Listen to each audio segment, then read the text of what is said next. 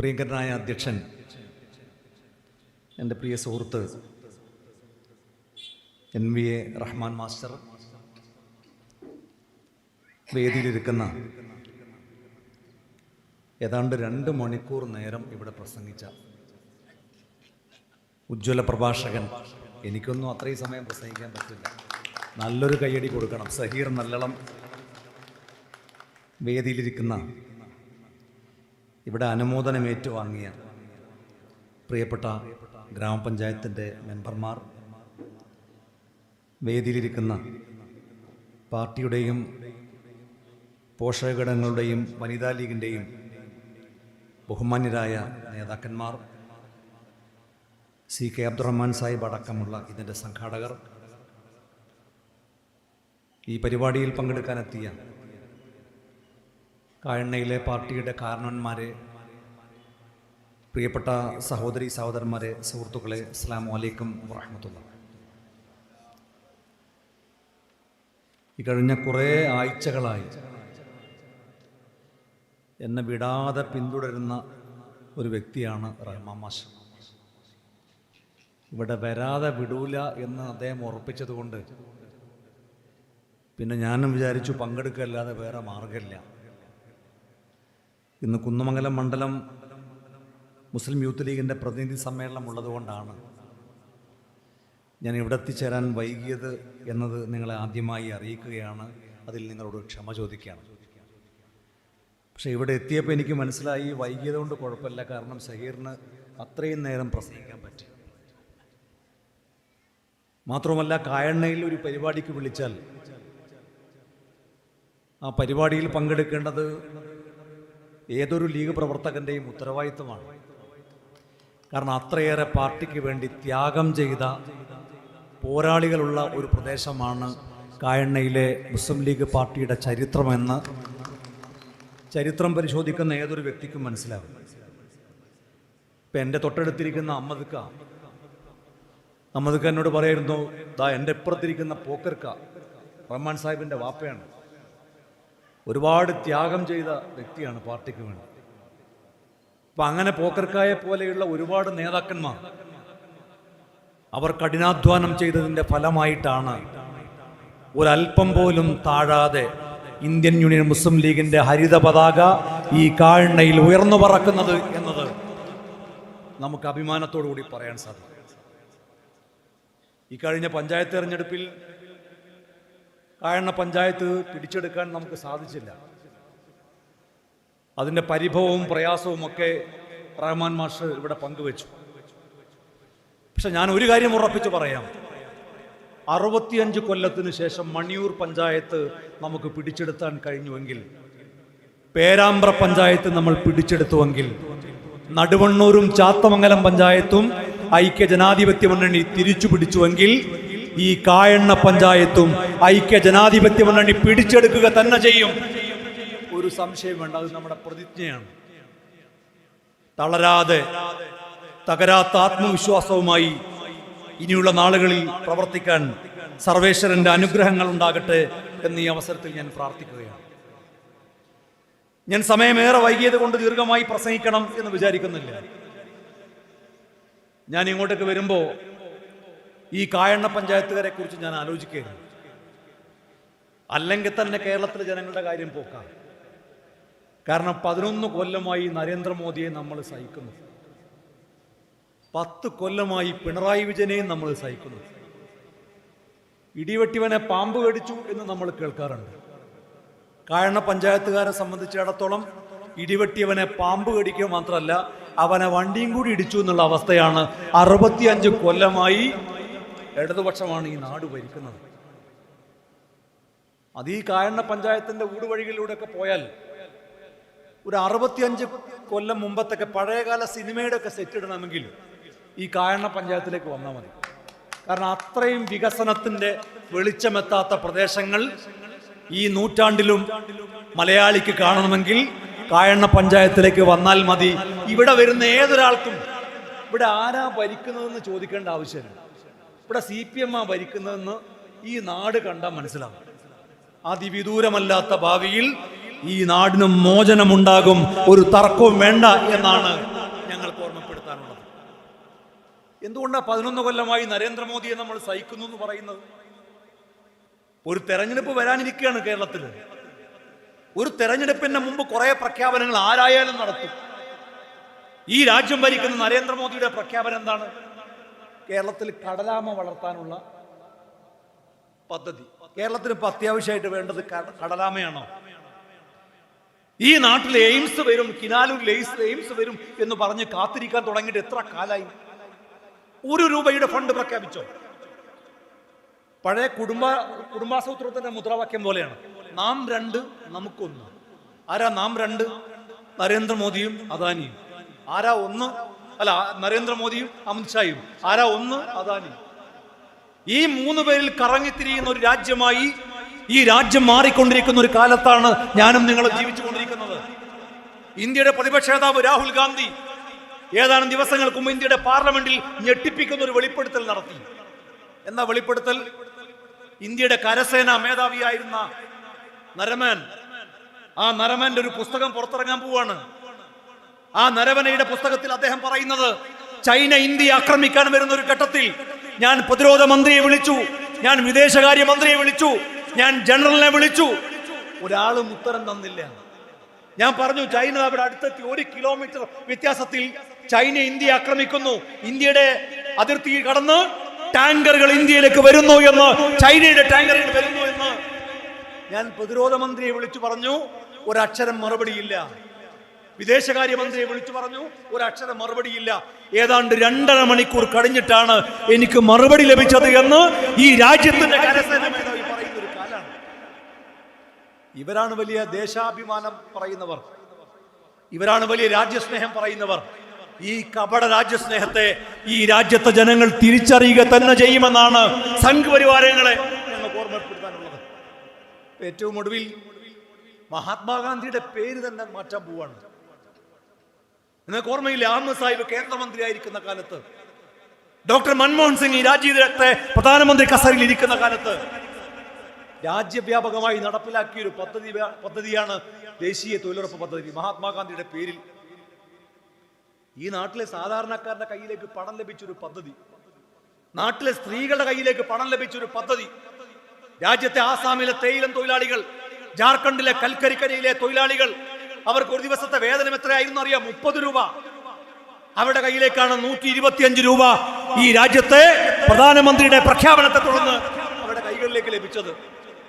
ആസാമിലെ തോട്ടം തൊഴിലാളികൾ പറഞ്ഞു, ഞങ്ങൾ തൊഴിലിന് വരില്ല, ഞങ്ങൾക്ക് 30 രൂപ കിട്ടിയാൽ ഞങ്ങൾ വരില്ല. തോട്ടം ഉടമകൾ പറഞ്ഞു, ഞങ്ങൾ ഒരു കാര്യം ചെയ്യാം, 60 രൂപയാക്കാം. അവർ പറഞ്ഞു പറ്റില്ല. 100 രൂപയാക്കാം, പറ്റില്ല. 125 രൂപയാണെങ്കിൽ മാത്രം ഞങ്ങൾ വരാം എന്ന് പറഞ്ഞപ്പോൾ ഒറ്റയടിക്ക് ആസാമിലെ തോട്ടം തൊഴിലാളികളുടെ കൂലി 30 രൂപയിൽ നിന്ന് 125 രൂപയായി വർദ്ധിച്ചു. ജാർഖണ്ഡിലെ കൽക്കരിക്കടികളിലെ തൊഴിലാളികളുടെ കൂലികൾ വർദ്ധിച്ചു. രാജ്യവ്യാപകമായി വലിയ മാറ്റമുണ്ടാക്കിയ ഒരു പദ്ധതിയായിരുന്നു മഹാത്മാഗാന്ധിയുടെ പേരിലുള്ള ദേശീയ തൊഴിലുറപ്പ് പദ്ധതി. ആ പദ്ധതിയെ കൊല്ലാൻ വേണ്ടി ശ്രമിക്കുകയാണ് ഈ രാജ്യം ഭരിക്കുന്ന ഗവൺമെന്റ്. മഹാത്മാഗാന്ധിയുടെ പേര് തന്നെ മാറ്റി. മഹാത്മാഗാന്ധിയുടെ നെഞ്ചിലേക്ക് വെടിയുർത്ത് ഗാന്ധിയെ കൊല്ലാൻ വേണ്ടി ശ്രമിച്ചവരുടെ പിന്മുറക്കാർ ഈ രാജ്യം ഭരിക്കുമ്പോൾ ഗാന്ധിയുടെ പേര് അവർക്ക് അലർജിയാണ്. അതുകൊണ്ട് ഗാന്ധിയുടെ പേര് തന്നെ മായ്ച്ചു കളയാൻ വേണ്ടി ശ്രമിക്കുന്ന ഒരു കാലത്താണ് ഞാനും നിങ്ങളും ജീവിക്കുന്നത്. അപ്പോഴാണ് കഴിഞ്ഞ ദിവസം ശൈല ടീച്ചറുടെ ഒരു വർത്തമാനം ഞാൻ കേട്ടത്. ശൈല ടീച്ചർ പറയാണ്, ഈ തൊഴിലുറപ്പ് പദ്ധതി കൊണ്ടുവന്നത് നമ്മളാണ്, CPM ആണ്. നമ്മൾ 1ാം UPA സർക്കാരിന്റെ കാലത്ത് നമ്മൾ കോൺഗ്രസിന് പിന്തുണ കൊടുത്തു. ആ പിന്തുണ കൊടുക്കാൻ വേണ്ടി ഞങ്ങൾ ഒരു കണ്ടീഷൻ വെച്ചു, UPA അധികാരത്തിൽ വന്നാൽ ഇവിടെ തൊഴിലുറപ്പ് പദ്ധതി നടപ്പിലാക്കണം. ഗത്യന്തരമില്ലാതെ കോൺഗ്രസ് സമ്മതിച്ചു. അങ്ങനെയാണ് ഈ നാട്ടിൽ തൊഴിലുറപ്പ് പദ്ധതി നടപ്പിലായതെന്ന്. നാണവും മാനവും ഇല്ലാത്ത കൂട്ടരുടെ പേരാണ് CPIM എന്ന് ഈ നാട്ടിലെ ജനങ്ങൾ ഒന്നാകെ വിളിക്കുന്ന ഒരു കാലമാണ്. ഈ കായണ്ണയിൽ ഏതെങ്കിലും CPM-കാരൻ എന്റെ പ്രസംഗം കേൾക്കുന്നുണ്ടെങ്കിൽ ഞാൻ അവരെ പരസ്യമായി വെല്ലുവിളിക്കാൻ ആഗ്രഹിക്കുകയാണ്. ഏതെങ്കിലും ഒരു ഘട്ടത്തിൽ ഈ രാജ്യത്ത് കോൺഗ്രസ് അധികാരത്തിൽ വന്നാൽ തൊഴിലുറപ്പ് പദ്ധതി നടപ്പിലാക്കണമെന്ന് ഏതെങ്കിലും ഒരു സമയത്ത് ഏതെങ്കിലും ഒരു CPM നേതാവ് ആവശ്യപ്പെട്ടതായി തെളിയിച്ചാൽ ഈ കായണ്ണയിൽ വന്ന് പരസ്യമായി നിങ്ങളോട് മാപ്പ് ചോദിക്കാൻ ഞാൻ തയ്യാറാണെന്ന് ഈ നാട്ടിലെ CPM-കാരെ വെല്ലുവിളിക്കുകയാണ്. തൊഴിലുറപ്പ് പദ്ധതിക്ക് ഒരു പിതാവുണ്ടെങ്കിൽ ആ പിതാവ് മറ്റാരുമല്ല, അത് ഇന്ത്യയുടെ പ്രധാനമന്ത്രിയായിരുന്ന ഡോക്ടർ മൻമോഹൻ സിംഗ് മാത്രമാണെന്ന് ഈ രാജ്യം പഠിക്കുന്ന, ഈ രാജ്യത്തെ രാഷ്ട്രീയം പഠിക്കുന്ന ഏതൊരു മനുഷ്യർക്ക് സാധിക്കും. ഇതുപോലെ എട്ടുകാലി മമ്മൂഞ്ചിന്റെ പണിയല്ലാതെ നിങ്ങൾക്ക് സ്വന്തമായി ഈ നാട്ടിൽ നടപ്പിലാക്കിയ ഒരു പദ്ധതി നിങ്ങൾ പറയോ? 10 കൊല്ലമായില്ലേ നിങ്ങൾ ഈ നാട് ഭരിക്കുന്നത്? നിങ്ങൾ RSSുമായി കരാറുണ്ടാക്കിയവരല്ലേ? നിങ്ങൾ PMC കരാറിൽ ഒപ്പിട്ടവരല്ലേ? നിങ്ങളുടെ കൂട്ടുകക്ഷിയായ CPI പോലും അറിയിക്കാതെ രഹസ്യമായി അങ്ങനെയാണോ ഒരു സംസ്ഥാനം ഒരു രാജ്യവുമായി കരാറുണ്ടാക്കേണ്ടത്? പോത്തു കച്ചവടം ചെയ്യുന്നത് പോലെ ബെല്ലാരി രാജാവ് പോത്തു കച്ചവടം ചെയ്യുന്നത് പോലെ ടവലിട്ടിട്ട് കൈ അതിന്റെ അടിയിലൂടെ കൊടുത്തിട്ടാണോ ഈ കരാറുണ്ടാക്കേണ്ടത്? സ്വന്തം കക്ഷിയായ CPI പോലും അറിയിക്കാതെയാണ് നിങ്ങൾ PMC കരാറിൽ ഒപ്പിട്ടത്. ഞാൻ ചോദിക്കുന്നത്, 10 കൊല്ലം ഈ നാട് ഭരിച്ചിട്ട്, അതിന്റെ തൊട്ട് മുമ്പ് ഉമ്മൻചാണ്ടി ഈ നാട് ഭരിച്ചല്ലോ. ഉമ്മൻചാണ്ടി ഈ നാട് ഭരിച്ചപ്പോ കൊണ്ടുവന്ന കുറെ ലാൻഡ്മാർക്കുകളില്ലേ? നമ്മൾ കൊണ്ടുവന്നല്ലേ കണ്ണൂർ എയർപോർട്ട്? ഇവിടുന്ന് എത്ര മണിക്കൂറുണ്ട്? 1-2 മണിക്കൂർ അല്ലേ? ഇവിടുന്ന് കരിപ്പൂർ എയർപോർട്ടിലേക്കും ഏതാണ്ട് കണ്ണൂർ എയർപോർട്ടിലേക്ക് നിങ്ങൾക്ക് തുല്യ ദൂരാണ്. ഈ കണ്ണൂർ എയർപോർട്ട് നമ്മൾ കൊണ്ടുവന്ന ലാൻഡ്മാർക്കല്ലേ? ഉമ്മൻചാണ്ടി കൊണ്ടുവന്ന ലാൻഡ്മാർക്കല്ലേ? കൊച്ചി മെട്രോ നമ്മൾ കൊണ്ടുവന്നല്ലേ? വിഴിഞ്ഞം തുറമുഖം നമ്മൾ കൊണ്ടുവന്നതല്ലേ? കേരളത്തിൽ 9 മെഡിക്കൽ കോളേജുകൾ, കേരളത്തിന്റെ ചരിത്രത്തിൽ ആദ്യമായി ഒറ്റയടിക്ക് 9 മെഡിക്കൽ കോളേജുകൾ. ആ മെഡിക്കൽ കോളേജ് പ്രഖ്യാപിച്ചത് ഉമ്മൻചാണ്ടിയല്ലേ? കോളേജുകളില്ലാത്ത മണ്ഡലങ്ങൾക്ക് സർക്കാർ കോളേജുകൾ കൊടുത്ത ഗവൺമെന്റിന്റെ പേര് UDF ഗവൺമെന്റ് എന്നല്ലേ? ആ വിദ്യാഭ്യാസ മന്ത്രിയുടെ പേര് PK അബ്ദുറഹ്മാൻ എന്നല്ലേ? അതുപോലെ ഒരു ലാൻഡ്മാർക്ക് നിങ്ങൾ ചൂണ്ടിക്കാണിക്കും. 10 കൊല്ലം തുടർച്ചയായി നാട് ഭരിച്ചിട്ട് ഇവരാകെ പറയുന്നത് എന്താണെന്നറിയോ? ഞങ്ങൾ റോഡിന്റെ വീതി കൂട്ടാൻ സ്ഥലം ഏറ്റെടുത്ത് കൊടുത്തു എന്നാണ്. ആദ്യം ഒരു പറഞ്ഞത് റോഡിന് ഞങ്ങൾ ഉണ്ടാക്കിയതെന്ന്. റോഡ് ഇടിഞ്ഞു പൊളിഞ്ഞ് വീഴാൻ തുടങ്ങിയപ്പോൾ പറഞ്ഞു, ഇല്ല റോഡ് ഞങ്ങളല്ല ഉണ്ടാക്കിയത്, അത് കേന്ദ്രമാണ്. അത്രയും ദിവസം റീലുണ്ടാക്കിയിട്ട് പൊതുമരാമത്ത് മന്ത്രിയായിരുന്ന മരുമകനായിട്ടുള്ള റിയാസ് നാട് നീളെ റീലുമായി ഓടി നടന്നിട്ട് ഇത് ഞങ്ങളുടെ റോഡാണ് എന്ന് പറഞ്ഞ് വീമ്പിളക്കി. അവസാനം റോഡ് മുഴുവൻ ഇടിഞ്ഞു പൊളിഞ്ഞ് വീണപ്പോൾ പറഞ്ഞു, ഏയ് റോഡ് ഞങ്ങളല്ല, അത് കേന്ദ്രമാണ്, ഞങ്ങൾ സ്ഥലം ഏറ്റെടുത്ത് കൊടുത്തതാണ്. ഉമ്മൻചാണ്ടിക്ക് 5 കൊല്ലം ഈ നാട് ഭരിച്ചിട്ട് സ്ഥലം ഏറ്റെടുത്ത് കൊടുക്കാൻ കഴിയാത്തത് ഞങ്ങൾ ഏറ്റെടുത്ത് കൊടുത്തു. ഞാൻ ചോദിക്കട്ടെ സഖാക്കളെ, എങ്ങനെയാണ് നിങ്ങൾ സ്ഥലം ഏറ്റെടുത്ത് കൊടുത്തത്? ഞങ്ങൾ ഭരിക്കുന്ന സമയത്ത് സ്ഥലം ഏറ്റെടുത്ത് കൊടുത്തിട്ടില്ല. എന്താ അതിന്റെ കാരണം? ഈ നാട്ടിലെ സാധാരണക്കാരൻ അവന്റെ ഭൂമിക്ക് ചോദിക്കുന്ന വില കൊടുക്കാൻ കഴിയില്ലായിരുന്നു. അന്ന് 2014 UPA രാജ്യം ഭരിക്കുമ്പോ, കോൺഗ്രസും ലീഗും ഈ രാജ്യം ഭരിക്കുമ്പോ, അന്ന് CPM-കാരാ നിങ്ങളില്ല. നിങ്ങളെ പിന്തുണയില്ലാതെയാണ് അന്ന് ഞങ്ങൾ രാജ്യം ഭരിക്കുന്നത്. ഞങ്ങളന്ന് നിയമത്തിൽ ഭേദഗതി കൊണ്ടുവന്നു, ഭൂമി ഏറ്റെടുക്കൽ നിയമം. ആ ഭൂമി ഏറ്റെടുക്കൽ നിയമത്തിൽ ഭേദഗതി കൊണ്ടുവന്ന് പൊന്നും വില കൊടുത്ത് ഈ നാട്ടിലെ ഭൂമി ഏറ്റെടുക്കാമെന്ന നിയമ ഭേദഗതി രാജ്യത്ത് കൊണ്ടുവന്നു. 2016 അത് നിയമമായത്. അപ്പൊ ഉമ്മൻചാണ്ടി ഗവൺമെന്റ് ഇറങ്ങി, അതിന്റെ ആനുകൂല്യം കിട്ടിയത് പിണറായി വിജയൻ. 2014 UPA ഗവൺമെന്റ് നടപ്പിലാക്കിയ ആ നിയമത്തിന്റെ ആനുകൂല്യത്തിൽ ഉയർന്ന വില കൊടുത്ത് ഭൂമി ഏറ്റെടുക്കാൻ ഈ നാട്ടിലെ പിണറായി സർക്കാരിന് സാധിച്ചു എന്നല്ലാതെ ഈ കഴിഞ്ഞ 10 കൊല്ലത്തിനിടയിൽ നിങ്ങൾ നടപ്പിലാക്കിയ ഒരു പദ്ധതിയെ കുറിച്ച് നിങ്ങൾ പറയോ? നിങ്ങൾ കാസർഗോഡ് നിന്ന് തിരുവനന്തപുരത്തേക്ക് ഒരു നവകേരള യാത്ര നടത്തിയില്ലേ? ആ നവകേരള യാത്രയുടെ ഭാഗമായി ഈ നാട്ടിലെ സാധാരണക്കാരന് കിട്ടിയ ഒരു ആനുകൂല്യം പറയോ? കുറെ ആൾക്കാരെ ഹെൽമറ്റ് കൊണ്ട് തല അടിച്ച് പൊട്ടിച്ചു, അത് രക്ഷാപ്രവർത്തനമാണ് എന്ന് കേരളത്തിലെ മുഖ്യമന്ത്രി പറഞ്ഞതല്ലാതെ AK ബാലൻ പറഞ്ഞു, മുഖ്യമന്ത്രി യാത്ര ചെയ്യുന്ന ആ ബസ്സില്ലേ, ആ ബസ് മ്യൂസിയത്തിൽ വെച്ചാൽ അത് കാണാൻ പോലും ആളുകൾ കടന്നു വരുമെന്ന് AK ബാലൻ പ്രഖ്യാപിച്ചുവെങ്കിൽ ഈ നാട്ടിലെ സഖാക്കളോട് ഞങ്ങൾ ചോദിക്കുകയാണ്, ആ ബസ് മ്യൂസിയത്തിൽ വെച്ചാൽ പോലും ഇന്ന് കാണാൻ ആളില്ലാത്ത വിധം കട്ടപ്പുറത്ത് കിടക്കുന്ന ഒരു ഗതികേടാണ് പിണറായി വിജയന്റെ നവകേരള ബസ്സിനുള്ളത്. നിങ്ങൾ നവകേരള സദസ്സ് നടത്തിയിട്ട് ഗുണമുണ്ടായില്ല. നിങ്ങൾ ഓരോ വകുപ്പെടുത്ത് പരിശോധിക്കും. ഞാൻ ദീർഘിപ്പിച്ച് പറയുന്നല്ല, കേരളത്തിൽ തല ഉയർത്തിപ്പിടിച്ചിരുന്ന ഒരു വകുപ്പായിരുന്നു ആരോഗ്യവകുപ്പ്. നമ്മൾ ഈ കഴിഞ്ഞ ദിവസങ്ങളിലൊക്കെ കേട്ട കാര്യങ്ങൾ എത്രമാത്രം വേദനയുള്ളതാണ്. തിരുവനന്തപുരത്ത് ഒരു ചെറുപ്പക്കാരൻ 35 വയസ്സേ ഉള്ളൂ, ഭാര്യയുടെ കൂടെ ശ്വാസം മുട്ടിയിട്ട് പ്രാഥമിക ആരോഗ്യ കേന്ദ്രത്തിലേക്ക് പോയി. രാത്രിയിൽ ചെന്ന് ഡോക്ടറെ വിളിച്ചു.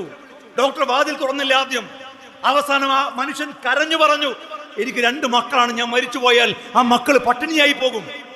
അവസാനം ഡോക്ടർ വന്നപ്പോ പറഞ്ഞു, ശ്വാസം കിട്ടുന്നില്ല, ശ്വാസം വേണം, ഓക്സിജൻ വേണം. ഡോക്ടർ ഓക്സിജൻ കൊടുക്കാൻ തയ്യാറായില്ല. ആ മനുഷ്യൻ അവസാനം ഒരു ആംബുലൻസ് വിളിച്ച് ആശുപത്രിയിലേക്ക് പോകുന്ന വഴിയിൽ പിടഞ്ഞു വീണ് മരിച്ചുപോയി. നമ്മുടെ നാട്ടിൽ നടന്ന കാഴ്ചകളാണ് നമ്മൾ ഓരോ ദിവസവും കേട്ടുകൊണ്ടിരിക്കുന്ന വാർത്തകളാണ്. പാലക്കാട്ട് 9 വയസ്സുള്ള വന്ദന എന്ന് പറയുന്ന ഒരു പെൺകുട്ടി വീട്ടിന്റെ മുറ്റത്ത് കളിച്ചുകൊണ്ടിരിക്കുമ്പോൾ വീണു, കൈയിന്റെ എല്ല് പൊട്ടി. പാവപ്പെട്ട കുടുംബത്തിലെ ഒരു പെൺകുട്ടിയാണ്. സർക്കാർ ആശുപത്രിയിൽ പോയാലേ അവർക്ക് ചികിത്സിക്കാനുള്ള വകയുള്ളൂ. ചികിത്സിക്കാൻ പോയി. ഡോക്ടർ എന്ത് ചെയ്തു? ഇവിടം വരെ ഒരു പ്ലാസ്റ്റർ ഇട്ടിട്ട് പറഞ്ഞയച്ചു. 2 ദിവസം കഴിഞ്ഞിട്ട് കുട്ടിക്ക് വേദന സഹിക്കാൻ കഴിയുന്നില്ല. കരഞ്ഞ് തളർന്നപ്പോ ആ കുട്ടിയെയും എടുത്ത് അമ്മ ആശുപത്രിയിൽ ചെന്നു. ഉടനെ ഡോക്ടർ ചോദിച്ചു, നിങ്ങളുടെ കയ്യിൽ 1.5 ലക്ഷം ഉറുപ്പ്യ ഉണ്ടോ? അമ്മ ചോദിച്ചു, ഞങ്ങളുടെ കയ്യിൽ എവിടുന്നാ 1.5 ലക്ഷം ഉറുപ്പ്യ? ഞങ്ങൾ കൂലിപ്പണിക്ക് പോകുന്നവരാണ്. ഇന്ന് ഞങ്ങൾക്ക് കൂലിപ്പണിക്ക് പോകാൻ കഴിഞ്ഞിട്ടില്ല. ഈ കുട്ടിയും എടുത്ത് വന്നതുകൊണ്ട് വീട്ടിൽ പട്ടിണിയാണ്. ഞങ്ങൾ എന്തു ചെയ്യും? 1.5 ലക്ഷം ഉറുപ്പ്യ ഉണ്ടെങ്കിൽ സ്വകാര്യ ആശുപത്രി പോയിക്കോ, ഇവിടുന്ന് അതൊക്കെ പറ്റുള്ളൂ. ആ അമ്മ കരഞ്ഞുകൊണ്ട് ചോദിച്ചു, ഈ കുട്ടിയുടെ കരച്ചിൽ നിങ്ങൾ കാണുന്നില്ലേ? അവിടെ വേദന മാറ്റണ്ടേ? വേദനക്കുള്ള ഗുളികയും കൊടുത്ത് പറഞ്ഞയച്ചു. വീണ്ടും 5 ദിവസം ആ കുട്ടി കരച്ചിലോട് കരച്ചിൽ. അവസാനം ബോധം പോകുന്നു എന്ന ഘട്ടം വന്നപ്പോ ആ കുഞ്ഞിനെയും എടുത്ത് കോഴിക്കോട് മെഡിക്കൽ കോളേജിലേക്ക് വന്നു. ഡോക്ടർമാര് പ്ലാസ്റ്റർ വെട്ടി. ആ അമ്മയെ കാണാൻ വേണ്ടി പോയപ്പോൾ അമ്മ എന്നോട് പറഞ്ഞതാണ്, ഒരുതരം രൂക്ഷമായ ദുർഗന്ധം പുറത്തേക്ക് വന്നിട്ട് ഞാൻ നൊന്തു പ്രസവിച്ച അമ്മയാണെന്ന് ഞാൻ മറന്നുപോയി. ഞാൻ പോലും അറിയാതെ എൻ്റെ മൂക്ക് കുത്തിപ്പോയി. നിങ്ങൾ അറിയണം, ആ കുട്ടിയുടെ വലത് കൈ അവസാനം മുറിച്ചു മാറ്റി. എന്താ കാര്യം എന്നറിയോ? കൈയിൻ്റെ എല്ല് പൊട്ടിയിട്ട് എല്ല് പുറത്തേക്ക് വന്നു. അവിടെ മുറിവിനുള്ള മരുന്ന് വെക്കാതെ ഒരു പ്ലാസ്റ്റർ ഇട്ട് പറഞ്ഞയച്ചതാണ്. ഈ നാട്ടിലെ സാധാരണക്കാരന്റെ ചികിത്സ അങ്ങനെയാണ് പ്രിയപ്പെട്ടവരെ. ആ കുട്ടിയുടെ വലത് കൈ മുറിച്ചു മാറ്റിയിട്ട് ആ അമ്മ പറഞ്ഞു, എനിക്കൊരു രൂപ പോലും നട്ടപരിഹാരം കിട്ടിയിട്ടില്ല. അവസാനം ആ കുട്ടിക്ക് കൃത്രിമ കൈ വെച്ചു കൊടുക്കാൻ വേണ്ടി തയ്യാറായ നേതാവിന്റെ പേര് കേരളത്തിന്റെ പ്രതിപക്ഷ നേതാവ് VD സതീശൻ എന്ന് പറയുന്ന മനുഷ്യനാണ്. ആരോഗ്യമന്ത്രി തിരിഞ്ഞു നോക്കിയില്ല. അവസാനം ആ കുട്ടിക്ക് കൈ ഫിറ്റ് ചെയ്ത് കൊടുക്കുമ്പോൾ ആരോഗ്യമന്ത്രി പറഞ്ഞു, ഞങ്ങൾ കൈ ഫിറ്റ് ചെയ്ത് തരാം.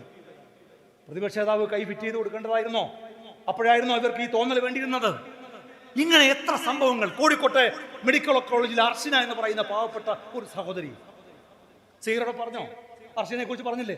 എത്ര ദിവസമായി അവർ ആരോഗ്യമന്ത്രിയുടെ വീട്ടിന് മുന്നിൽ സമരം ചെയ്യുന്നത്. അങ്ങനെ എന്തെല്ലാം സംഭവങ്ങൾ.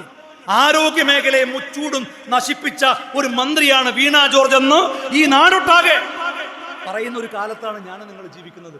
ആരോഗ്യ മേഖലയെ പൂർണ്ണമായി തകർത്ത് തരിപ്പണാക്കി. പിന്നെ വിദ്യാഭ്യാസ മന്ത്രിയുണ്ട് ശിവൻകുട്ടി. ഞാൻ ചോദിക്കട്ടെ, ശിവൻകുട്ടിക്ക് കേരളത്തിന് നൽകിയ സംഭാവന എന്താ? ടേബിൾ ടോപ്പ് ഡാൻസ് ആണ് അയാൾ കേരളത്തിൽ നൽകിയിട്ടുള്ള ആകെയുള്ള സംഭാവന.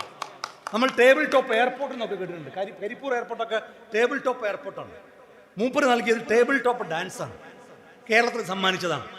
കേരളത്തിലെ വ്യവസായ മന്ത്രിയുണ്ട്. ആ വ്യവസായ മന്ത്രി മമ്മൂട്ടിയെ, കേരളത്തിലെ സൂപ്പർ സിനിമാ താരമായ മമ്മൂട്ടിയെ സാക്ഷി നിർത്തിയിട്ട് ഒരു ഗംഭീര പ്രസംഗം കഴിഞ്ഞ ആഴ്ച. എന്താ അദ്ദേഹം പറഞ്ഞത്? അദ്ദേഹം പറയാണ്, കേരളത്തിൽ നിന്നാണ് ലോകത്തിലെ ഏറ്റവും വലിയ സ്കാനിങ് കമ്പനി. ആ സ്കാനിങ് കമ്പനി ഒന്ന് GE ആണ്, മറ്റൊന്ന് ഫിലിപ്സ് ആണ്. ആ GE സ്കാനിങ് മെഷീൻ ഉണ്ടാക്കുന്നത് കേരളത്തിൽ നിന്നാണ്. കേരളത്തിൽ നിന്ന് സ്കാനിങ് മെഷീൻ ഉണ്ടാക്കുന്നു, അമേരിക്കയിലേക്ക് കയറ്റുമതി ചെയ്യുന്നു, അവിടെ നിന്ന് തലച്ചോറ് കയറ്റുന്നു, ലോകത്തിന്റെ വിവിധ രാജ്യങ്ങളിലേക്ക് ഇത് കൊണ്ടുപോകുന്നു. ഈ സ്കാനിങ് മെഷീൻ ഉണ്ടാക്കുന്നത് കേരളത്തിൽ നിന്നാണ്. മമ്മൂട്ടി ഉൾപ്പെടെയുള്ളവർ കൈയടിച്ചു. ഞാനും വിചാരിച്ചു, നല്ല കാര്യമല്ലേ, കേരളത്തിൽ നിന്ന് അങ്ങനെ ഒരു മെഷീൻ ഉണ്ടാക്കുന്നുണ്ടെങ്കിൽ വലിയ സംഭവമല്ലേ. അന്വേഷിച്ച് നോക്കിയപ്പോൾ എന്താ സംഭവം?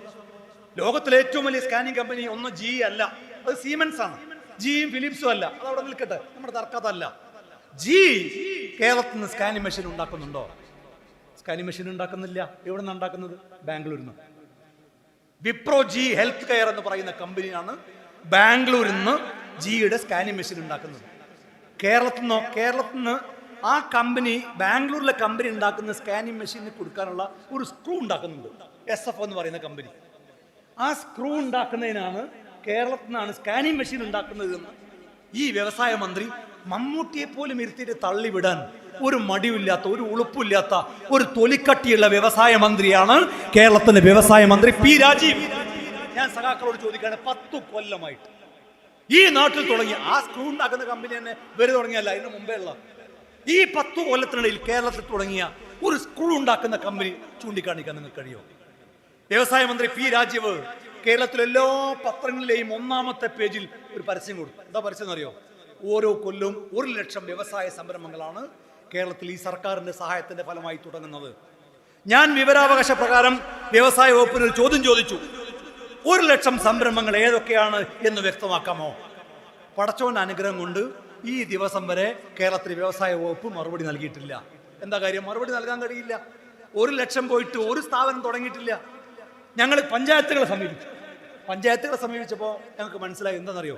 ഞാൻ കുറേ പഞ്ചായത്തുകൾ ലിസ്റ്റ് എടുത്തു. കാരണം പഞ്ചായത്തുകളിലാണല്ലോ ഈ വ്യവസായ സംരംഭത്തിന്റെ ലൈസൻസ് എടുക്കുക. പരിശോധിച്ചപ്പോൾ കണ്ടെത്തി എന്താണെന്നറിയോ?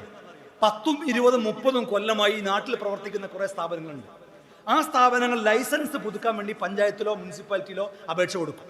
ആ അപേക്ഷയിൽ വന്ന പേരെടുത്തിട്ടാണ് വ്യവസായ മന്ത്രി 1 ലക്ഷത്തിന്റെ കണക്ക് പറഞ്ഞത്. ഈ 10 കൊല്ലത്തിനിടയിൽ നിങ്ങളുടെ ശ്രമഫലമായി തുടങ്ങിയ ഒരു സംരംഭമെങ്കിലും ചൂണ്ടിക്കാണിക്കാൻ ഈ നാട് ഭരിക്കുന്ന സർക്കാരിന് കഴിയോ? ഞങ്ങളുടെ വെല്ലുവിളിയാണ്. കാണിക്കാൻ കഴിയില്ല. നിങ്ങൾ തുടങ്ങിയ ഒരു സർവകലാശാല, ഞങ്ങൾ തുടങ്ങിയ സർവകലാശാലയാണ് കണ്ണൂർ സർവകലാശാല, ഞങ്ങൾ തുടങ്ങിയ സർവകലാശാലയാണ് മലയാള സർവകലാശാല, ഞങ്ങൾ തുടങ്ങിയ സർവകലാശാലയാണ് സംസ്കൃത സർവകലാശാല, ഞങ്ങൾ തുടങ്ങിയ സർവകലാശാലയാണ് കൊച്ചിൻ യൂണിവേഴ്സിറ്റി. കൊച്ചിൻ യൂണിവേഴ്സിറ്റി എങ്ങനെയാ തുടങ്ങിയെന്ന് അറിയാം നമുക്ക്? CH അമേരിക്ക പോയി അമേരിക്ക കണ്ട് തിരിച്ചു വന്നപ്പോൾ തിരുവനന്തപുരത്ത് എയർപോർട്ടിൽ വെച്ച് പത്രക്കാർ ചോദിച്ചു, പ്രിയപ്പെട്ട CH, നിങ്ങൾ അമേരിക്കയിൽ പോയി വന്നപ്പോൾ മലയാളിക്കായി കൊണ്ടുവന്ന സമ്മാനം എന്താണ്? CH പറഞ്ഞു, ഞാൻ MIT കണ്ടു, മസാച്യുസെറ്റ്സ് ഇൻസ്റ്റിറ്റ്യൂട്ട് ഓഫ് ടെക്നോളജി. ആ MIT മാതൃകയിൽ കേരളത്തിൽ ഞങ്ങൾ ഒരു സർവകലാശാല തുടങ്ങണമെന്ന് ആഗ്രഹിക്കുന്നു. അങ്ങനെ CH തുടങ്ങിയ സർവകലാശാലയുടെ പേരാണ് Cochin university science of technology. നമ്മളെ ശിവൻകുട്ടി വിദ്യാഭ്യാസ മന്ത്രി ഇതുപോലെ ഫിൻലാൻഡിൽ പോയി തിരിച്ചു വന്നപ്പോൾ പത്രക്കാർ ചോദിച്ചു, പ്രിയപ്പെട്ട ശിവൻകുട്ടി, നിങ്ങൾ ഫിൻലാൻഡിൽ നിന്നും എന്താണ് കൊണ്ടുവന്നത്? നിങ്ങൾ അവിടെ പോയപ്പോൾ കണ്ട പ്രത്യേകത എന്താണ്? ശിവൻകുട്ടി പറഞ്ഞു, ഞാൻ അവിടെ പോയപ്പോൾ സൈക്കിളിന് പോകാൻ വേണ്ടി പ്രത്യേക ഒരു പാത, മനുഷ്യന്മാർക്ക് നടക്കാൻ വേണ്ടി പ്രത്യേകമായ ഒരു പാത. അപ്പോൾ പത്രക്കാർ ചോദിച്ചു, അതൊക്കെ പൊതുമരാമത്ത് വകുപ്പുമായിട്ട് ബന്ധപ്പെട്ട കാര്യമല്ലേ? വിദ്യാഭ്യാസ വകുപ്പുമായിട്ട് ബന്ധപ്പെട്ട കാര്യം എന്താണ്? ശിവൻകുട്ടി പറഞ്ഞു, ഞാൻ കണ്ടതല്ലേ എനിക്ക് പറയാൻ പറ്റും. മൂപ്പർ അവിടെ പോയിട്ട് മേലോട്ട് നോക്കിയപ്പോൾ കണ്ടപ്പോൾ ഇതൊക്കെയാണ്, സൈക്കിൾ പോകുന്നു, ആൾക്കാർ നടക്കുന്നത്. വിദ്യാഭ്യാസ വകുപ്പ്. അത് കഴിഞ്ഞ് ഒരു മാസം കഴിഞ്ഞപ്പോൾ ഫിൻലാൻഡിൽ നിന്ന് ഒരു 20 ആൾക്കാർ കേരളത്തിൽ വന്നു. ശിവൻകുട്ടി എങ്ങനെയാണ് വിദ്യാഭ്യാസ മന്ത്രിയായതെന്ന് പഠിക്കാൻ വേണ്ടി ഫിൻലാൻഡിൽ നിന്ന് 20 ആൾക്കാർ കേരളത്തിൽ വന്നു. 10ാം ക്ലാസ്സും ഗുസ്തിയും കഴിഞ്ഞ ആൾക്കാരെ വിദ്യാഭ്യാസ വകുപ്പ് മന്ത്രിയുടെ കസേരയിൽ ഇട്ട. അതുകൊണ്ടാണ് അവർ ടേബിൾ ടോപ്പ് ഡാൻസുമായി വരുന്നത്. ഞാൻ ചോദിക്കുന്നത്, നിങ്ങൾ 10 കൊല്ലമായി ഈ നാട് ഭരിച്ചിട്ട് ഈ നാട്ടിലെ മനുഷ്യർക്ക് നിങ്ങൾ എന്ത് സമ്മാനമാണ് കൊടുത്തത്? എന്ത് നേട്ടമാണ് നിങ്ങൾ കൊടുത്തത്? ഇപ്പൊ പിൻവാതിൽ വഴി നിയമനം കിട്ടിയ കുറെ ആൾക്കാർക്ക് സ്ഥിരപ്പെടുത്തുക, പിൻവാതിൽ വഴി കുറെ സഖാക്കളെ നിയമിക്കുക. ഈ കായണ്ണയിലെ സഖാക്കളോട് ഞാൻ പറയട്ടെ, നിങ്ങൾക്കൊന്നുമല്ല, ഞങ്ങൾ നേതാക്കന്മാരെ ബന്ധുക്കൾക്ക് ഒരു മന്ത്രിയുടെ സ്ഥാനം ഞങ്ങൾ തെറിപ്പിച്ചവരാണ് യൂത്ത് ലീഗിന്. മൂത്താപ്പന്റെ മോനെ വെച്ചപ്പോൾ KT ജലീലിനെ മന്ത്രി കസറിൽ നിന്നും തെറിപ്പിക്കാൻ ഞങ്ങൾക്ക് സാധിച്ചുവെങ്കിൽ ഒരു കാര്യം ഞാൻ ഉറപ്പിച്ചു പറയാം, നിങ്ങളെ ബന്ധുക്കളെ നിയമിച്ച മന്ത്രിമാർ ആരായിരുന്നാലും ശരി, അവരെയൊക്കെ നിയമത്തിന്റെ മുമ്പിൽ കൊണ്ടുവരാൻ ഐക്യ ജനാധിപത്യ മുന്നണി അധികാരത്തിൽ വന്നാൽ സാധിക്കുമെന്ന കാര്യത്തിൽ ഒരു തർക്കം വേണ്ട. നിങ്ങൾ 10 കൊല്ലത്തിനിടയിൽ ആകെ ചെയ്ത് സഹീർ പറഞ്ഞ കാര്യമാണ്. 63 ഉറുപ്പ്യ ഉണ്ടായിരുന്ന ജയിൽ വേതനം നിങ്ങൾ 640 ഉറുപ്പ്യാക്കി. നമ്മളെ കുടുംബശ്രീക്കാർക്ക്, നമ്മളെ തൊഴിലുറപ്പുകാർക്ക് കിട്ടുന്നില്ല അത്രയും വലിയ പൈസ, നമ്മളെ ആശാ വർക്കർമാർക്ക് കിട്ടുന്നില്ല അത്രയും വലിയ തുക. ആശാ വർക്കർമാർക്കില്ലാത്ത, നമ്മുടെ കൂലിപ്പണിക്ക് പോകുന്ന സാധാരണക്കാരന് പോലും കിട്ടാത്ത അത്ര വലിയ പൈസയാണ്. ഇത്ര 640 ഉറുപ്പ്യ. ഒരു കൊല്ലം ജയിലിൽ നിന്ന് അത്ര പൈസയായി. കോഴിക്കോട്ട് അങ്ങാടിയിൽ ഒരു ചങ്ങാതി ബീച്ചിൽ കഞ്ചാവ് ഉണക്കാനിട്ട് അതിന് സൈഡിൽ കിടന്നുറങ്ങി. രാവിലെ നടക്കാൻ പോകുന്ന ആൾക്കാർ നോക്കുമ്പോൾ കഞ്ചാവ് ഉണക്കാൻ ഇട്ടുക. ഇവനെ പിടിച്ചപ്പോൾ ഭയങ്കര സന്തോഷം. അന്വേഷിച്ച് നോക്കിയപ്പോഴല്ലേ മനസ്സിലായത് ഇവൻ ജയിലിൽ പോകാൻ വേണ്ടി തയ്യാറായി നിൽക്കുകയാണ്. 640 ഉറുപ്പ്യല്ലേ ഇവന് കിട്ടുന്നത്. കുറച്ച് കഞ്ചാവ് ഇട്ട് റോഡുമ്പോൾ കിടന്നുറങ്ങിയാൽ ജയിലിൽ പോകുന്ന ആരോ പറഞ്ഞു കൊടുത്താണ്. ഇതല്ലേ ഇപ്പൊ നമ്മുടെ നാട്ടിൽ നടക്കുന്നത്? എങ്ങനെയെങ്കിലും ജയിലിലെത്തിയാൽ മതി എന്ന അവസ്ഥയിൽ മനുഷ്യന്മാർ നടക്കുന്ന ഒരു നാടായിട്ട്. ഇപ്പൊ നിങ്ങൾ ആലോചിച്ച് നോക്കുക, അഴിമതിയുടെ കാര്യത്തിൽ എന്തെങ്കിലും കുറവുണ്ടോ അവരുടെ കാര്യത്തിൽ? ഞാൻ ദീർഘിപ്പിച്ച് പ്രസംഗിക്കല്ല. നിങ്ങൾ ആലോചിച്ച് നോക്കുക, ഇപ്പൊ സാധാരണ പള്ളിയിൽ നിന്ന് കക്കുന്നവന് ജനം വെറുക്കൂലേ? അമ്പലത്തിന് ഭണ്ഡാരം തുറന്നാൽ നമ്മൾ വെറുക്കൂലേ? ശബരിമല അയ്യപ്പന്റെ സ്വർണം പോലും കക്കാൻ ഒരു മടിയുമില്ലാത്തൊരു പാർട്ടിയായി കേരളത്തിലെ CPIM മാറി എന്ന് പറഞ്ഞാൽ ഇതിനേക്കാൾ വലിയ ഗതികേട് എവിടെയാണ്? സാധാരണ നമ്മൾ വീടിനൊക്കെ വാതിൽ വെക്കും, എന്താണെന്നറിയോ? കള്ളന്മാർ അകത്തേക്ക് കയറാതിരിക്കാൻ. ശബരിമലയിലെ വാതിലൊക്കെ അടക്കം അടിച്ചു മാറ്റിക്കൊണ്ടുപോയ ഒരു സർക്കാരാണ് ഇന്ന് കേരളം ഭരിച്ചുകൊണ്ടിരിക്കുന്നത്. CPM നേതാക്കന്മാരൊക്കെ വരിയായിട്ട് ജയിലിലേക്ക്, CPMന്റെ മുൻ MLA, സെക്രട്ടേറിയറ്റ് മെമ്പർ, ഇവരൊക്കെ വരിയായിട്ട് ജയിലിൽ പോവാ. പിണറായി വിജയൻ ആഭ്യന്തര വകുപ്പിൽ കസേരയിൽ ഇരിക്കുന്ന സമയത്ത് ഇത്രയും CPM നേതാക്കന്മാരെ ജയിലടക്കാൻ കോടതിയുടെ ഒരു മേൽനോട്ടം ഉണ്ടായപ്പോഴേക്ക് സാധിച്ചുവെങ്കിൽ ഒരു 3 മാസം കൂടി കഴിഞ്ഞ് UDF അധികാരത്തിൽ വന്നാൽ ഒരു സംശയം വേണ്ട, CPMന്റെ സംസ്ഥാന സെക്രട്ടറി യോഗം ചേരുക AKG സെന്ററിലായിരിക്കില്ല, പൂജപ്പുര ജയിലായിരിക്കും. അത് സംശയം വേണ്ട. ഈ നാട് കാണാൻ വേണ്ടി കാത്തിരിക്കുകയാണ്. ഈ നേതാക്കന്മാർ കക്കുമ്പോൾ കൂടെയുള്ളവരും മോശക്കാരൊന്നല്ല. KT ജലീൽ എന്താ ചെയ്തത്? നമ്മൾ മലയാള സർവകലാശാല ഉണ്ടാക്കി. മൂപ്പരെന്താ ചെയ്തത്? ആ മലയാള സർവകലാശാലയുടെ ഭൂമി ഏറ്റെടുത്തിട്ട് ആ ഭൂമി അതും എത്ര റുപ്യൻ്റെ 5000 റുപ്യയും 10000 റുപ്യൻ്റെ ഒക്കെ ഭൂമി ഈ ജലീലും കൂട്ടരും ഏറ്റെടുത്തിട്ട് സർക്കാരിന് എത്രക്കാ കൊടുത്തെന്നറിയോ? ഒരു സെന്റിന് 1,63,000 റുപ്യ. ഏതാണ്ട് 15 കോടി രൂപയുടെ കൃത്യമായ അഴിമതി. ഞാൻ ആ സ്ഥലം വിറ്റ എല്ലാ ആൾക്കാരെയും പോയി കണ്ടു.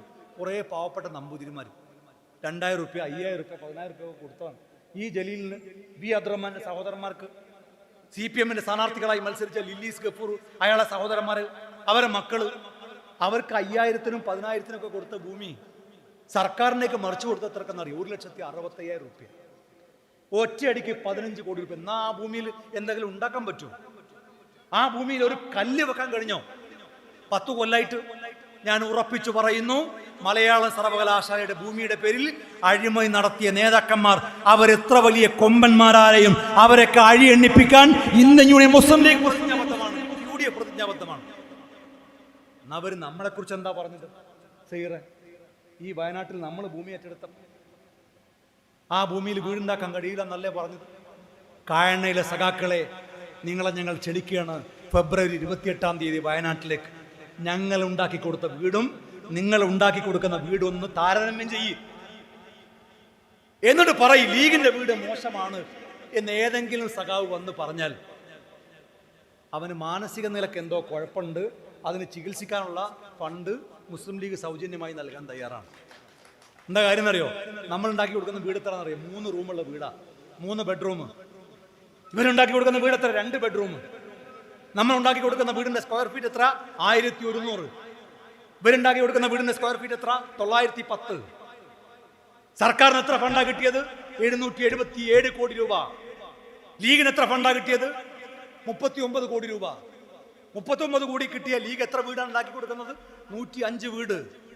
777 കോടി കിട്ടിയ സർക്കാർ, അത് മാത്രമല്ല 260 കോടി കേന്ദ്രവും കൊടുത്തു. 1035 കോടി രൂപ. ഈ 1035 കോടി രൂപ ഖജനാവിലുള്ള കേരള സർക്കാർ എത്ര വീട് ഉണ്ടാക്കി കൊടുക്കുന്നത്? 315. പറയ സഖാവേ, ആരാ വീടാ നല്ലത്? ആരാ ഈ നാട്ടിലെ ജനങ്ങൾക്ക് സേവനം ചെയ്യുന്നത്? നിങ്ങളെ പാർട്ടിയുടെ രക്തസാക്ഷികൾക്ക് രക്ഷ ഉണ്ടോ? ഞാൻ ഈ കായണ്ണയിലെ സഖാക്കളോട് വളരെ വിനയത്തോട് ചോദിക്കണം, എത്ര കോടിയെ പിരിച്ചത്? ഈ പയ്യന്നൂരിലെ ധനരാജന് നിങ്ങളെന്താ ചെയ്തത്? അഴിമതി ആരോപണം ഉന്നയിച്ച കുഞ്ഞികൃഷ്ണങ്ങൾ പുറത്താക്കി. മധുസൂദനൻ 1,10,00,000 റുപ്യ വക മാറ്റിയിട്ട് സ്വന്തം അക്കൗണ്ടിലേക്ക് മാറ്റി ഡെപ്പോസിറ്റ് ചെയ്ത മധുസൂദനൻ എന്ന് പറയുന്ന MLA-ക്ക് പാർട്ടിയിൽ ഉയർന്ന പദവി. രക്തസാക്ഷികളുടെ ഫണ്ട് പോലും അടിച്ചു മാറ്റാൻ ഒരു മടിയില്ലെങ്കിൽ ഞാൻ സഖാക്കളോട് ചോദിച്ചു, ഇടുക്കിയിൽ അഭിമന്യു, മഹാരാജാസ് കോളേജിൽ അഭിമന്യു, ആ അഭിമന്യുവിന് വേണ്ടി പിരിച്ച പണം മുഴുവനും അഭിമന്യുവിന്റെ കുടുംബത്തിന് കൊടുത്തു എന്ന് തെളിയിച്ചാൽ ഞാൻ അടുത്ത വെല്ലുവിളിയാണ്. കായണ്ണങ്ങാടിയിൽ നാളെ വന്ന് പരിശീലിക്കാൻ മാറ്റി പറയാം. നാളെ കുറേ പരിപാടി ഉണ്ട്. റഹ്മാൻ സാഹിബ് 4 മാറ്റി വെക്കാൻ തയ്യാറാണ്. പിരിച്ച പൈസ മുഴുവനും ഏതാണ്ട് 3 കോടി ചില്ലാൻ ഉറുപ്പ്യുണ്ട്. ആ കുടുംബത്തിന് ആകെ 60-75 ലക്ഷം റുപ്യ കൊടുത്തത്. ബാക്കി പൈസ നിങ്ങൾ എന്ത് ചെയ്തു സഖാക്കളെ പറയും? ആ കുടുംബത്തിന്റെ പേരിലല്ലേ നിങ്ങൾ പണം പിരിച്ചത്? ഇടുക്കിയിലെ ധീരജ്, ആ ധീരജിന്റെ പേരിൽ നിങ്ങൾ പിരിച്ച പൈസ കുടുംബത്തിന് കൊടുത്തോ? ഞാൻ വെല്ലുവിളിക്കാണ് സഖാക്കളെ, നിങ്ങൾ പരിശോധിക്കുക. ഈ സഖാക്കള് ഒരു രക്തസാക്ഷി ഉണ്ടായാലും ഇവർ പ്രസംഗിക്കും, അല്ല ഒരു മുദ്രാവാക്യം വിളിക്കും. എന്താ അറിയോ? ഇല്ല ഇല്ല, മരിക്കുന്നില്ല, ജീവിക്കുന്നു ഞങ്ങളിലൂടെ. എനിക്ക് ആദ്യമൊന്നും മനസ്സിലായിട്ടില്ല, ഇപ്പൊ മനസ്സിലായി. ജീവിക്കുന്നു ഞങ്ങളിലൂടെ എന്ന് പറഞ്ഞാൽ ഈ രക്തസാക്ഷികളുടെ ഫണ്ട് ഉപയോഗിച്ചിട്ടാണ് സഖാക്കളായ ഞങ്ങൾ ജീവിക്കുന്നത് എന്ന് പരസ്യമായി മുദ്രാവാക്യം വിളിക്കുകയാണ് ഈ നാട്ടിലെ സഖാക്കള്. ജീവിക്കുന്നു ഞങ്ങളിലൂടെ എന്ന് പറഞ്ഞാൽ ഇവരിലൂടെയാണ് ഞങ്ങൾ ജീവിക്കുന്നത്. അതാണ് പൈസ ഇവർ പറയുന്നത്. രക്തസാക്ഷികളുടെ ഫണ്ട് അടിച്ചു മാറ്റാൻ ഒരു മടിയില്ലാത്തവർ. ഈ യുദ്ധക്കളത്തിൽ കുറെ ആൾക്കാർ മരിച്ചു വീണാൽ അവിടെ വട്ടമിട്ട് പറക്കുന്ന കഴുകനുണ്ട്. ആ കഴുകനെ പോലെ രക്തസാക്ഷികളുടെ ഫണ്ടിന് മേൽ വട്ടമിട്ട് പറക്കുന്ന ഒരു പാർട്ടിയായി കേരളത്തിലെ CPM അതപ്പതിച്ചിരിക്കുന്ന ഒരു കാലത്താണ് ഞാനും നിങ്ങൾ ജീവിക്കുന്നത്. പ്രിയപ്പെട്ടവരെ, ഈ കഴിഞ്ഞ ലോക്കൽ ബോഡി ഇലക്ഷന് മുമ്പ് കേരളത്തിലെ പ്രഗത്ഭനായ പ്രതിപക്ഷ നേതാവ് ഒരു കാര്യം പ്രഖ്യാപിച്ചു. 14 ജില്ലാ പഞ്ചായത്തിൽ ഒന്നുകിൽ 8 ജില്ലാ പഞ്ചായത്ത് അല്ലെങ്കിൽ 7, 6 കോർപ്പറേഷനിൽ 4 കോർപ്പറേഷൻ, ഭൂരിപക്ഷം ബ്ലോക്ക് പഞ്ചായത്ത്, ഭൂരിപക്ഷം ഗ്രാമപഞ്ചായത്ത്, ഭൂരിപക്ഷം മുനിസിപ്പാലിറ്റി. അദ്ദേഹം പറഞ്ഞതൊക്കെ തെരഞ്ഞെടുപ്പിന് ശേഷം യാഥാർത്ഥ്യമായിട്ടുണ്ട് എങ്കിൽ ഈ കായണ്ണയിലെ സഖാക്കളോട് ഞങ്ങൾ പറയുന്നു, ഐക്യ ജനാധിപത്യ മുന്നണി 100-ലധികം സീറ്റ് നേടി ഈ നാട്ടിൽ അധികാരത്തിൽ വരും. ഐക്യ ജനാധിപത്യ മുന്നണി 3 മാസം കഴിഞ്ഞാൽ ഈ നാട് ഭരിക്കും. അങ്ങനെ ഭരിക്കുമ്പോൾ UDF-ന്റെ മുഖ്യമന്ത്രിക്ക് കൈപൊക്കാൻ ഈ ബാലുശ്ശേരി മണ്ഡലത്തിൽ നിന്ന് UDFന്റെ MLA ഉണ്ടാകുമെന്ന് ഈ നാട്ടിലെ ജനങ്ങളെ സാക്ഷി നിർത്തി പ്രഖ്യാപിച്ചുകൊണ്ട് ഈ പരിപാടി ഔപചാരികമായി ഉദ്ഘാടനം ചെയ്ത് പ്രഖ്യാപിക്കുന്നു. അഭിവാദ്യങ്ങൾ. ജയ് UDF.